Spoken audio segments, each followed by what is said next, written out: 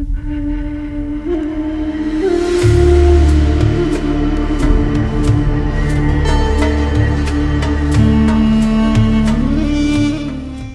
böyle sonuca bağlı götürülür. Gözler açılıp kapanıp her kırpılışında bir yönüyle sonuç nazarı itibarı alınırsa yol boyu meşakkatler de zevke dönüşür. En yüksek tepeler böyle aşılırken nasıl olsa önümüzde Firdevs vardır. Nasıl olsa önümüzde onun hoşnutluğu var. Nasıl olsa rıdvanı vardır. Ve böylece meşakkatli yollar, ızdıraplı yollar aynı lezzet yolları haline gelir. Allah'ın izni inayetiyle. Yaşayanlar öyle yaşamış ve hayatlarından zevk almışlar. Fakat bunun için yani bir taraftan çok derin bir iman, sadece nazari değil aynı zamanda ameliyle, tefekkürle, tedebbürle, tezekkürle derinleşmeye doymayan bir iman sürekli.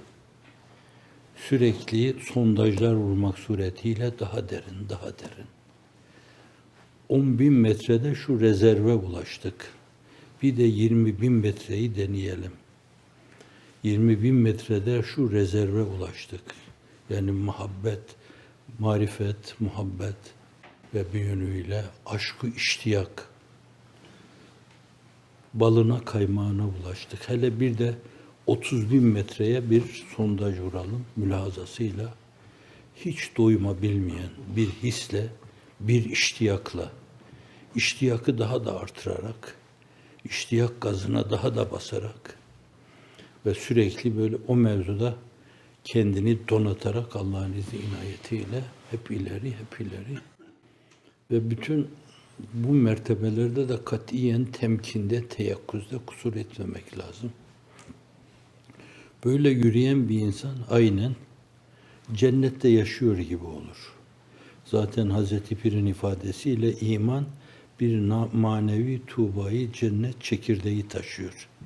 Kalbinizde o iman varsa, o iman gezi gözü arpacığıyla yola bakıyorsanız, karşınıza çıkan hadiselere bakıyorsanız, aşacağınız engebelere bakıyorsanız şayet, cennet koridorunda yürüyor gibi olur.